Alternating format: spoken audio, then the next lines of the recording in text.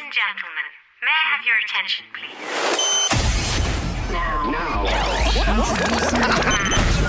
It's your personality, EA. It's your tour guide, EA. It's whatever you want to call me, but call me EA. Let's roll. Are you kidding me? We got something special for you today. I got a special guest for you today. We're gonna talk about life after the music business, life after addiction, life after you persevere. People, I got something. I'm so excited, people. Stay tuned. Let's go.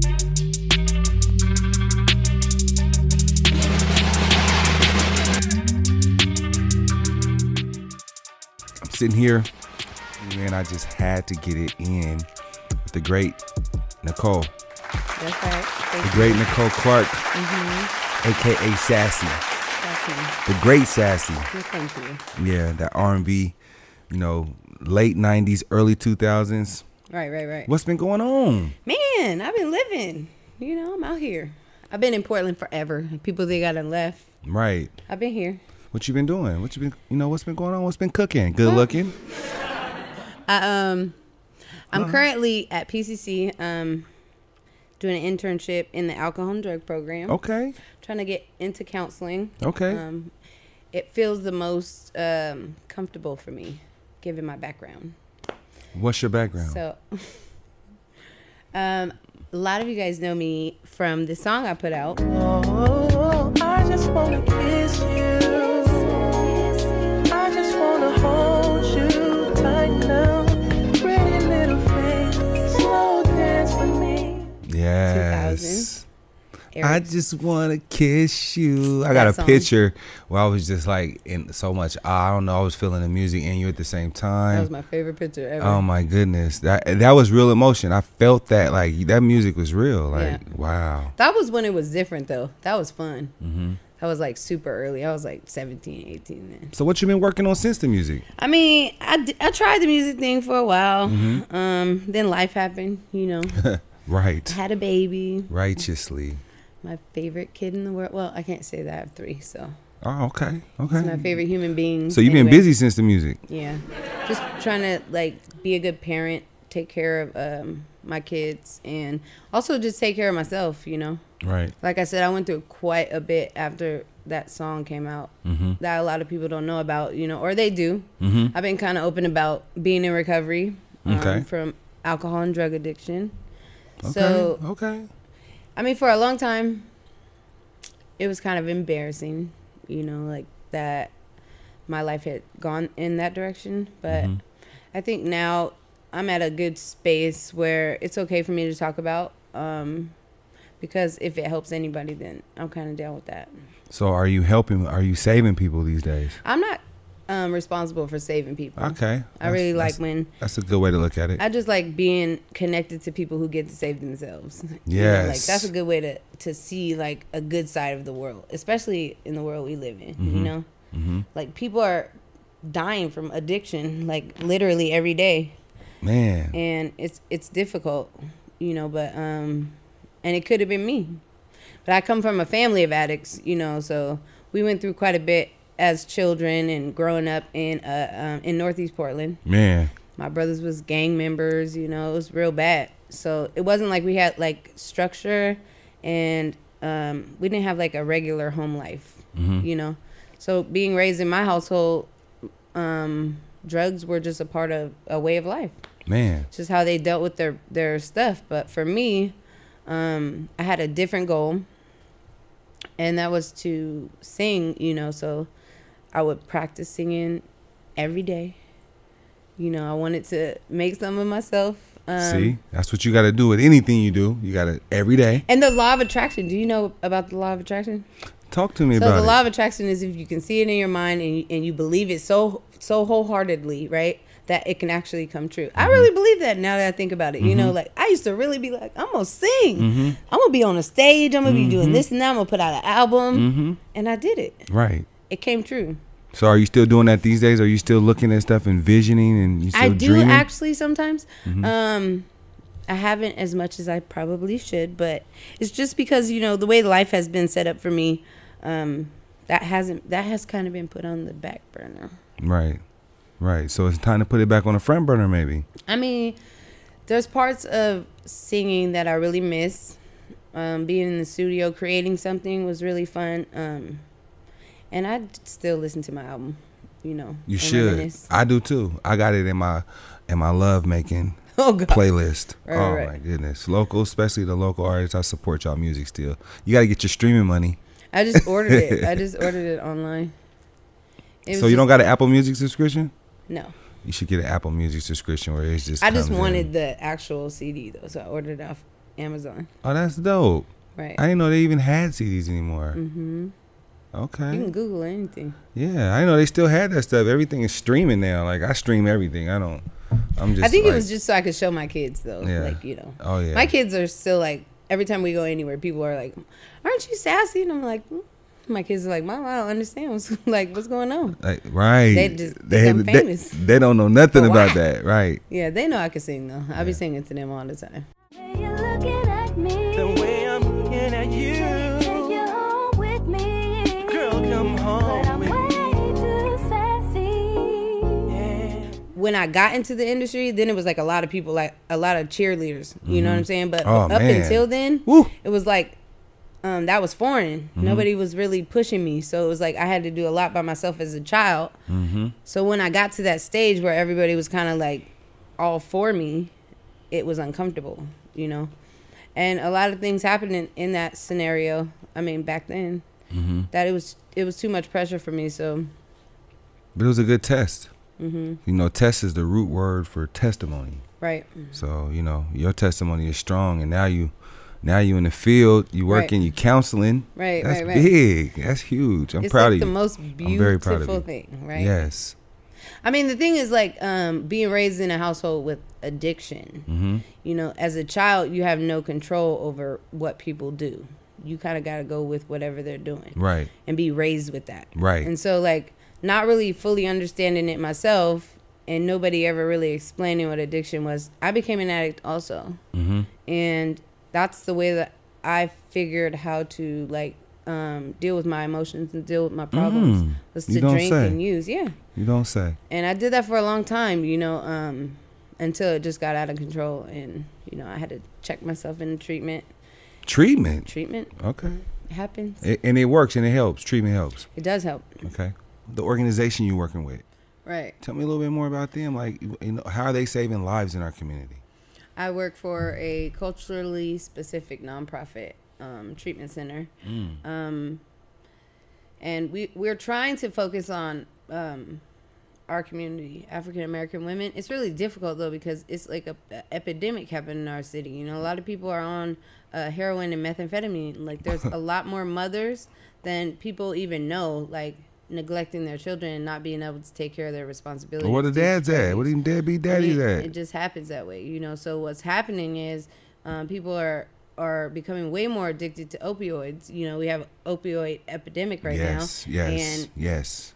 And I mean, it's just really difficult. Like, women are losing their children. We Mm-hmm. have a huge population of foster care kids in the foster care system. You know, it's so bad that DHS is like, don't have nowhere to send them to. Mm-hmm. You know, the kids are like staying in hotels with DHS workers. What? You know what I'm saying? So it's real bad. Wow. And it's like, what can we do to help our community? You know, and that's probably why I wanted to be involved in this field in the first place, because I was a part of that problem for a long time, you know. And I don't plan on saving the world, but like I can help one person, you know, spark one light in one person and help them change themselves. And I think that brings me purpose, you know, being able to be connected to the right people.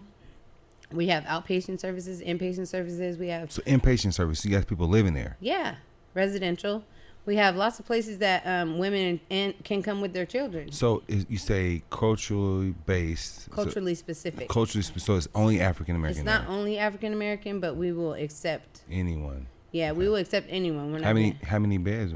Shout them out real quick. I Like, can't shout them out. They Okay. would like me to keep them anonymous. okay. Well, I mean, like, resources for the community. Like, what I if somebody mean- need resources? What if somebody looking at this right now and saying, "Man, I need a place to go. Where I can would I say go?" call 211. You 211? call 211. Okay. They can get you connected to any services that you need right now. So could I call 211 and say, "Hey, I I'm just an saw addict. Nicole. You can call I 211 just saw and say, Nicole on a podcast, and she told me that 211 she was working for a cultural specific organization. I want hers. Tell me where she at. It probably ain't gonna work like that. It ain't gonna work like that. Okay. Nah, you call 211 and tell them that you are having problems and you can't stop using drugs, and they're gonna find you a place to go. Okay. There's lots of places out here. You know, we got a lot of different type of organizations that help with people on parole and probation. People. So your organization helps with that too? Not necessarily. We do have a lot of people who are on parole and probation, but we're not specific to that. We're just specific to mothers and children. Okay. Oh, we so do not have single men. people too. Okay. No. So if a man come knocking on your door, Oh, no. You ain't even getting in. how about a transgender? That's deep. I thought about that. I literally thought about that. Like, would they turn him away? Because I really don't know. You know what the best thing to say when you don't know something, right? I don't know. I don't know. That's right. I ain't gonna make up no story. Right. But I really thought about that too. Like, So what if they gave you the deciding vote? Like, should we treat this transgender? I would say yeah. We want to help anybody. So what if it was a man underneath? But he was You still... can't be like that, dude. You can't say stuff like that. My What name if he was is just trying to Bennett. get in it? He was just trying to get in just to get in there. Well, so we you- have lots of programs available though. We have a good LGBTQ community too. So I'm sure that they have some kind of resources available for them. Right. That's good. I feel like anybody can get help though. You know, like it's just about like putting your pride down a little bit and asking for it, you know, or before it gets too late. Because some people is traumatized. Some people really like, you know, are using drugs to feel good, to escape. Like, how do we let them know there's a better way to escape outside? Well, we of don't that? get to fix anybody. We just are here to give information. So if you want if you're open to the information, then it's available to be given. You know, but So what would you tell someone that tells you that I'm using drugs because I like to escape and this is my only way to escape? I would tell them that I understand, and I've been there too. You know, but like, what's happening when we're using drugs is not what's happening or who we are when we're not. You know, that's not our natural selves. You know, like can't think clearly. You know, you don't look the same. You know, you're abandoning and neglecting the people around you, the people who care about you. And it's not all like to make a person feel guilty or shameful, but it's the truth. You know, to put a mirror in their face. Yeah. Right. Sometimes we just gotta like ask for help. That little baby step could take you so far. Right. Damn, it's you sound so damn healthy. Yeah. You sound like you just got like you gonna be directing something at some point, right? Right. You know what I'm saying? Like for real, you got it. You sound like you got the juice. I ain't heard you stumble not one time. Because I know, bop, bop, like bop. it's just my life. I've been through it too. You know what I mean? And then when I went to school, I was like, ooh, like damn, on God, I did that, or this is me. So when you learn information that you can relate to, it's like not even work. So, you know, it's like dang. Do you still have cravings? No, I don't have cravings. That was just an off the wall question because I just had a flash of how I be doing groups, Or like and then in those urges? groups, that's one of the questions we ask every group. We ask them the mood and then the cravings. I mean, I got past the pause part. You know what I mean? You have that really in the beginning of recovery. And I'm still new in recovery. I got almost 4 years clean. So, do you see yourself ever like socially using anything? You said all substances are bad. They're not bad. They're bad for me.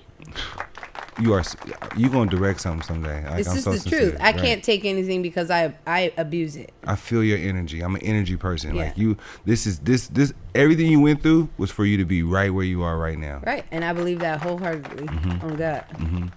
It's just, I know myself. And I can abuse relationships. I can abuse food. You know, like. You can abuse relationships. Yeah, you can be addicted So to relationships. are like, you in recovery from that too? I actually started my second round of the steps, though, around relationships. You know, this 12 steps, I belong to a program. And we do step work, which makes us, like, shine a light on the shit that we've been through, right? Like, the problems we've had. And it's just a way of being able to open up to somebody and say, I did this to somebody's face. And then it takes the power out of it, so. And that works. I think since I was young, though, I've had an issue with, like, being in relationships. I don't know what a healthy relationship is really like. You know, I try, but it's like I want to learn. I think and a grow. healthy relationship is just being with somebody that's willing to meet you right where you are. Yes, and grow with you. That's true. Yeah, that's what a healthy relationship is. No one's perfect. I know. 80-20 rule is real. Yeah, Like, that's some real. people's 80-20 is different. Like, I mean, but it's really no one's perfect. You wait for someone to be perfect. No, You'll I don't be believe single in. for I the don't rest of your believe in life. perfection Yeah. at all. Not whatsoever. I think coming up, and this is off the wall, right? But I might need some counseling. But I think that I think at some point in life, this is off the record, but I think that as men will be able to have more than one wife. What the fuck did you just say? What the hell did you just say? Nigga, what the hell did you say? Like I think that like when I was a kid, I thought to be, you know, LGBT, whatever that is. I thought that was like, it meant that you were mentally challenged, right? So when they started getting their rights and stuff started changing, I was just thinking like, damn, what's next? What's next? And then it just hit me. I was like, damn, that's what's next. That's what's gonna happen. Because there's a shortage of men. There's a shortage of good men. And I'm looking all around me, man, like it's being more and more and more accepted. Like, not necessarily open relationships, but it's like, you know, women are content they'll deal with some stuff they might not have naturally dealt with. Yeah. So why not have 2 wives? I ain't dealing with it. I don't want nothing to do with that. But I mean, because I pride myself in being a very good woman. I like to take care of my household. I like to go to take care of my kids. You know, everybody is where they need to be. There's structure and routine in my household. So, and being a single mom at that, like, you have to be able to fit into that routine and be comfortable doing that. You know. So you couldn't go from being a single mother to just being like in a village, in a tribe, like. Nah. Quit trying to pull me over. No, I'm not. I'm trying to open your mind up and try to see what you're thinking. My mind is gonna stay close to that, bro. Nah, bro. Sassey. We gonna write a song about that one. Yeah, go on do that. See, we laughing about it. No, we laughing and stuff about it right now. We are laughing it right now. But I promise you, one day I'm gonna be old and gray. My son might be having grandkids by then. But I'm telling you, it's gonna happen because that's where it started. Africa. That's cool. That's where it started. Okay. Like, you can't denounce where we come from. And I'll be all right with just bro. Yeah, I honestly, when I think about it, I couldn't do it. This is the thing. I can see it happening, but I can't do it. I barely can handle what I got. But this isn't that something, man, like, in my mind, my grandparents stayed together till they died. Like they was together from, like, my grandpa was 19, my grandma was like 15 back in the South. Right. They went through the shit. They went through the fucking slavery. They do that? Like, I want to ask them so bad, like, because they probably put up with each other's infidelities in whatever happened. Everything. They put up with it. They put up with it, and they found a why way to in go this through day it. and age we can't deal with nothing? We do, because why? Because women have become programmed to be independent, self-sufficient. Oh, that's sad. They've been programmed that way, and it's like, now I don't need no man. So if I don't need no man, well, I think that for the longest time, their attitude sucks. I know. They don't want to listen. They don't want to listen to a leader. That's not true though. That's not true for everyone. I mean, it's not true for everyone, but it comes with, it comes with this day and age. And the ones that it don't, that's the ones that's probably still getting married and finding their way through. The ones that's not, they're not being submissive enough. They're just too independent. You're not designed to be independent. Men are the leaders, the breadwinners. You know what I'm saying? That's where it comes from. And, I know there's some weak men. I ain't talking about them. I'm talking about the real design of a man. Like, the woman came from the rib, if you're reading right. Like, you know what I'm saying? So they can't do what a man do no matter how hard they try. You're right. You know what I'm saying? So. And plus, I got boys to raise, so it is different. You raising future leaders. Mm-hmm. That's important that they know that they are leaders. They do know know what I'm that. saying? Yeah, and to make sure they treat a woman. They're encouraged and uplifted every day. So if one of your sons came to you and said, "Mom, I got 2 girlfriends," what would you tell him? That's your business, son. So that's okay for him to have 2 girlfriends. I mean, I'm not my son. You know what I mean? I'm not my son. I've had to recognize that I don't have no control over my children. Like, isn't that hard to believe? Like, you have no control. Yeah. Like, your children make the choice to listen to you every day. I had the hardest time believing that. Like, yeah, right. No, right. my kids are in check. I can't believe that. Even for you say that shocked the shit out of me. Right just there. like little, like, if I tell my son get up and go clean his room, right? He's making that choice to get up and go do it. I'm not literally like controlling him like with a remote control car or something. Righteous. Like, he's getting up and going to do it, and because he respects me enough to go do it. Hey now. You know what I'm saying? Not because you're right. Mom You're right. is in There's control no program. of your life. Right. So right. him growing up, like, I had to recognize that my kids have their own mind. They're going to be their own people. So what my job is in this position is to try and help them mold themselves into good people. Like, whatever you turn out to be, you're going to have the free will to do that. Whatever it is, it could be anything in the world. So what they come and say, "Mom, I want to have more than one wife. And I want to change the laws. I want to change the world." if he's serious about it, Are you gonna back him? I'm not gonna back him, but I'm gonna support his efforts. You know what I mean? I'm not gonna be like, You're not I gonna don't be have to trying to change find him how two girls I and feel shit. You ain't gonna be finding because another girlfriend. He feels a certain type of way. Like he doesn't have to change how he feels according to me either. That's like another thing in our household that we talk about. Like I didn't necessarily believe in God for a long time because when I was raised, we moved from place to place, and my family's from the South, so I mean they went to church every day, like every day. So it was like a scary thought to me. God was scary, like I don't know, like the boogeyman. And he watches me all the time, and I'm supposed to be scared of him. You know, like Man. it was just hard for me to believe in That's him. real. I didn't even look at. I've always believed in God. I've always had a spiritual side, but then just like to say that whole that's deep. that whole portion of my life, I like blamed God. I was like, well, how come if there's a God out there, why you just don't take me out of this? Like, get me out of this, please.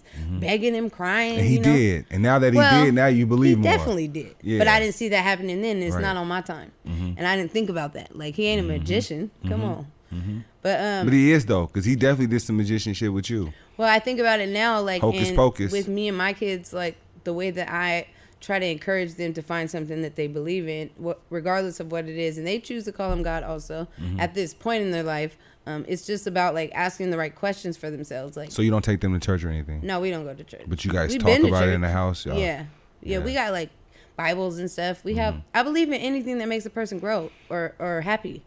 So I believe in Buddha. I believe in the Moors. I believe in. God to you is like more like good orderly direction.